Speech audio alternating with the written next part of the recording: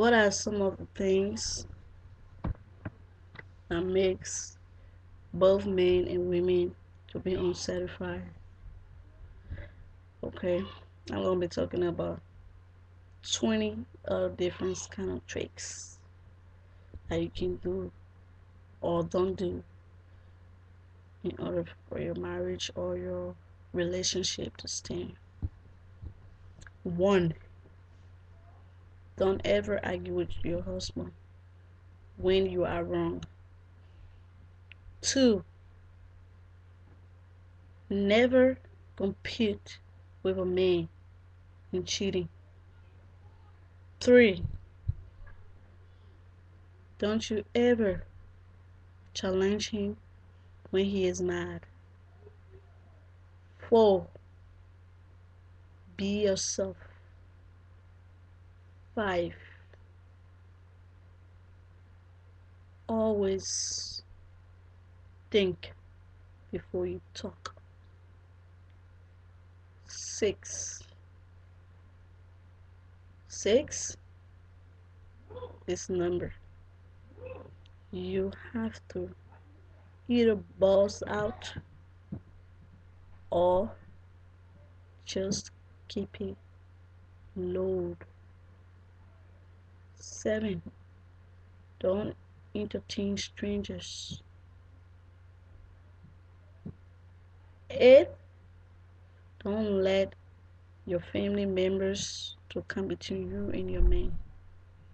Nine, don't listen to gossip. 10, always trust your husband. 11, do not judge him by his past relationship. 12, always be optimistic and straightforward to your man. 13, if you ever cheated on your man before and now you decide to be honest with him, never go back in doing it.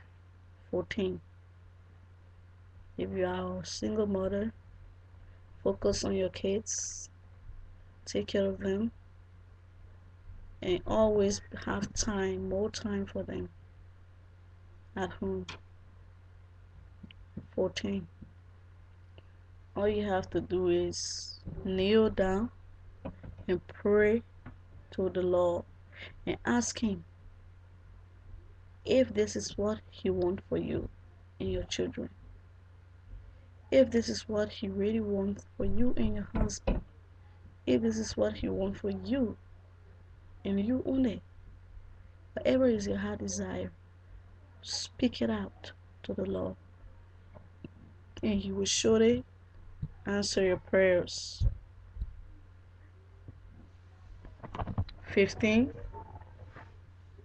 don't be too judgmental and too harsh on your man. 16, in everything you do, never leave your husband's house to go out to any family members when you guys are having a quarreling or confusion. When you're trying to have a little argument and then you pack all your stuff, leave your husband's house, go to your family house to stay. Never do that. 17, you will give the devil a chance to see the better part of your life. If you leave your matrimonial home unclosed, just leave it open,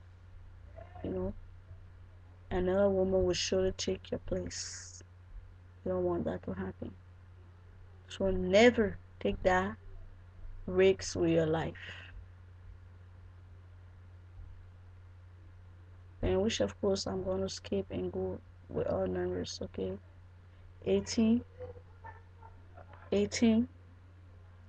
just know and keep your thumbs up. Whenever you see situations is getting rampage, if you both cannot handle it, go to a counselor. Talk to your employees, your co-worker, or maybe your boss, just give a hint to your boss and say, hey, I know this person, maybe you don't want to talk about you, but you can just say in this way, I know this person is passing through a family problem, and this person really need help. They need some counseling, they need some advice.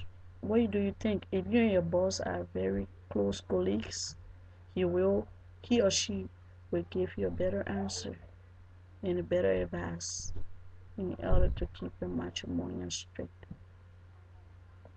I know some people, if they want to talk about themselves, they always implicate stuff by talking about other people, you know, in place of them. But you have to come clean and speak with boldness.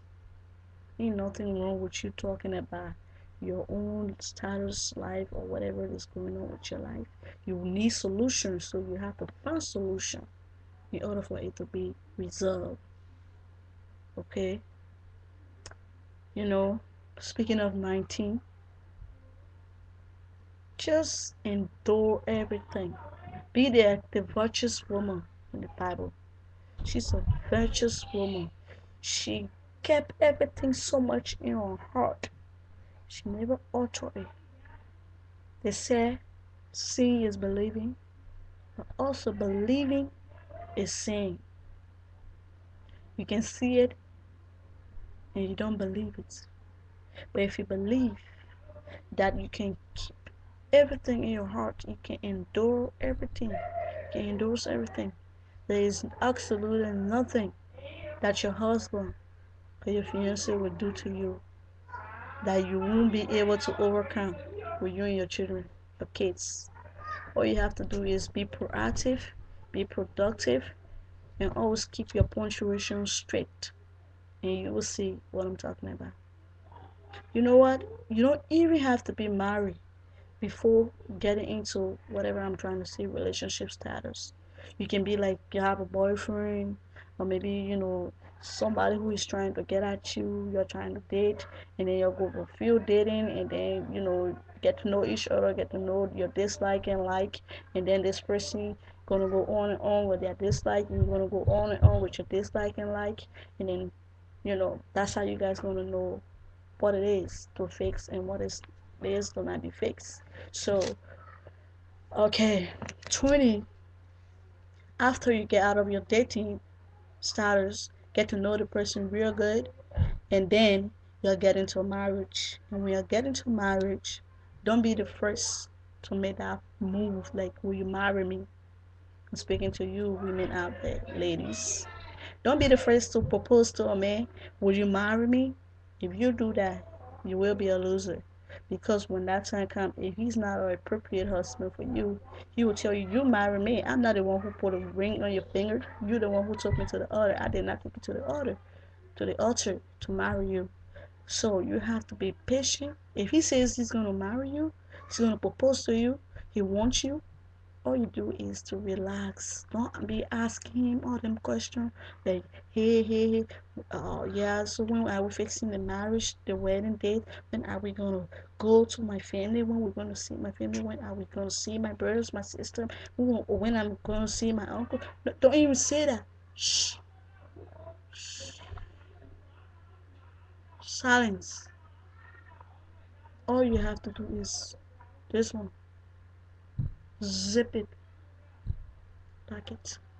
Okay? And you will see if he loves you so dearly, that guy will even melt at your feet. He will sweep you off your feet, and he will make you proud, the best woman ever in this earth. So believe in me, in whatever I say here. I'm like the love doctor, and I'm giving you this little note.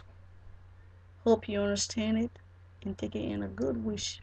Alright, ciao. Okay, stage 2. I'm gonna be talking about breakup and going back together. You know, like first, right? We're talking about teenagers, like now, teenagers, and then you get in your adulthood. After your adulthood, you get to your womanhood. Then your womanhood, you go into your elder age. Okay, your anniversary age.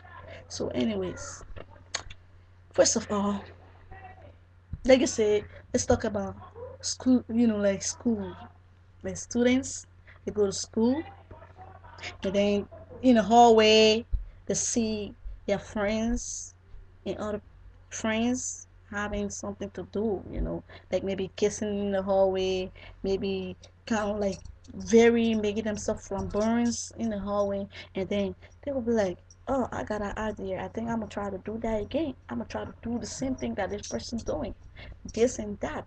But that's not how it's supposed to be. Focus. Education, focus. Education, focus. Education, focus. Focus, focus, focus. Then you won't have that messed up. You won't have teenage love messed up. You won't have early childbearing.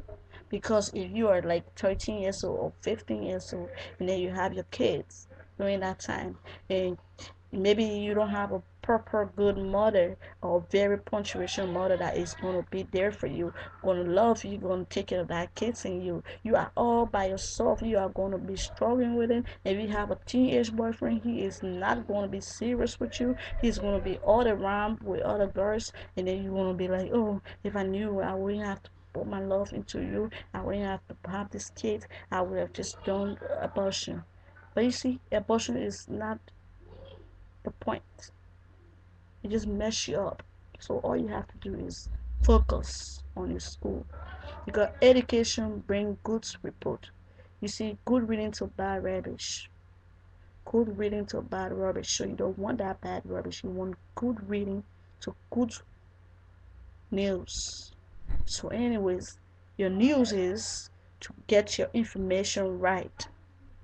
I don't care what you think about this video right now, how I got conjunction and some breaking points in it, but I'm just trying to put some particles together by giving you a clue of what a relationship is, and what a teenage love is, and what a breakup and a makeup is. So from my own perspective, that's what I believe.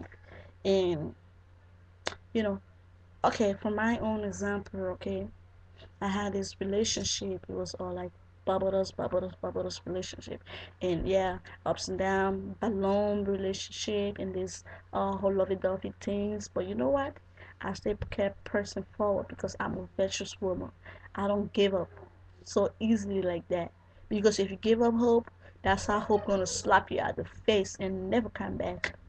So never you give up hope, because hope keeps you alive.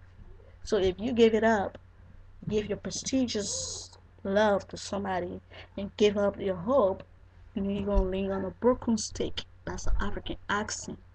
Got that? So, anyways, all you gotta do is keep your finger crossed and believe only that God can do it for you.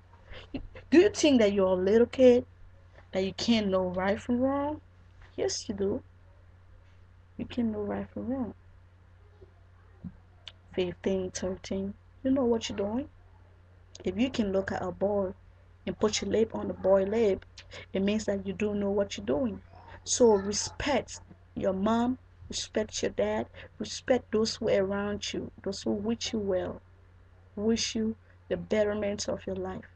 Don't come around bubbling in my face telling me stuff. I'll slap the black out of you, because that's all we Africans do. I will be there, black. You know what? If you do something for me, oh, let me tell you something. We the Liberians, we say, yeah, you know what? Look at my daughter. Oh, that girl, she gave me out there. She doing that, she doing that. She's so disrespectful. She's so this, that. She go to school. Our boyfriend, baby, she get behind her. She get love me all around. She get look how she not even want to focus in school. Yes, that's what they be saying. You don't focus in school because you're trying to make them boomer clocks to believe that you don't know a thing, but you are educated, vital, brilliant Liberians. So come out of your closet and pick up your pen and paper and go to school. Go to school. Go to school. Pick up your pen and paper and go to school and go to school and go to school. You know what? It's okay. Anyways, if you were a messed up kid back home Maybe you have so many rapes in your life. Guys rapes you, took your innocence away, and you have a child that came up, and you was pregnant for this child, and then you don't know the child father, and then you came to America, and guys is trying to bring you up in the proper way. Your parents trying to really make you who you want to be, and then you try to deviate from that,